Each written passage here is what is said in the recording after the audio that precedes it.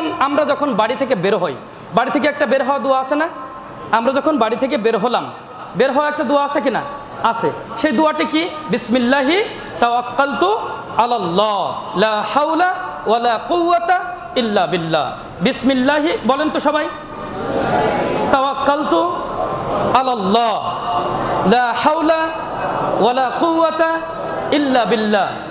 যাদের কেন বলাচ্ছি, যাদের একটু ত্রুটি আছে তাদেরকে কি হবে, এই ত্রুটিটা মুক্ত হবে। আবার দেখা যাচ্ছে অনেকেই জানে না, তাদেরও একটা ধারণা চলে আসবে। এই জন্য আমার সাথে সাথে আপনারা একটু মুখ নাড়ানোর চেষ্টা করবেন ইনশাল্লাহ। তাহলে বাড়ি থেকে একটা বের হওয়ার দোয়া আছে। বাড়ি থেকে বের হওয়ার দোয়া নবী মুহাম্মদ রাসূলুল্লাহ সাল্লাল্লাহু আলাইহি সাল্লাম বলছেন, মিশকাতুল মাসাবি হাদিস নম্বর 2446, রাসূল করিম 2443, রাসূল করিম সাল্লাল্লাহু আলাইহি সাল্লাম বলছেন, যখন কোনো বান্দা বাড়ি থেকে বের হয়, যখন কোনো বান্দা, যখন কোনো বান্দি বাড়ি থেকে বের হয়, বের হওয়ার সময় এই দোয়াটি পড়ে। কোন দোয়াটি? বিসমিল্লাহি তাওয়াক্কালতু আলাল্লাহ লা হাওলা ওয়ালা কুওয়াতা ইল্লা বিল্লাহ।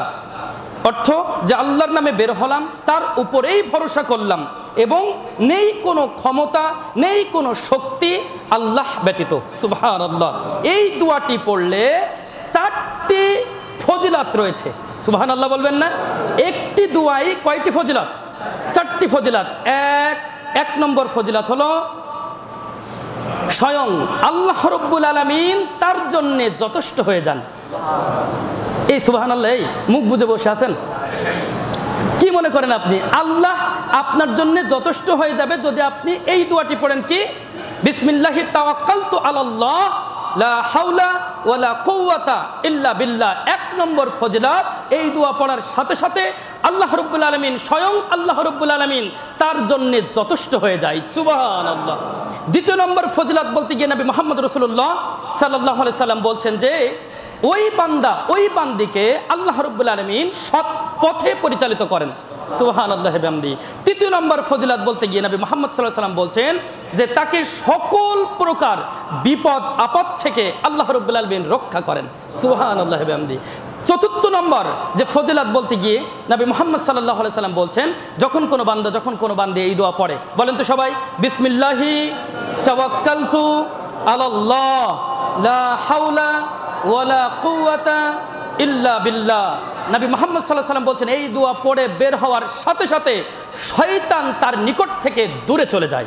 সুবহানাল্লাহ। শয়তান তার নিকট থেকে কোথায় চলে যায়?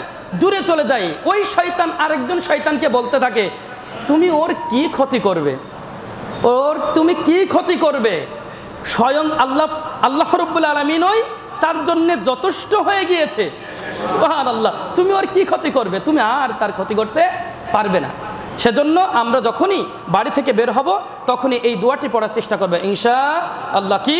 বিসমিল্লাহি তাওয়াক্কালতু আলাল্লাহ লা হাওলা ওয়ালা কুওয়াতা ইল্লা বিল্লাহ।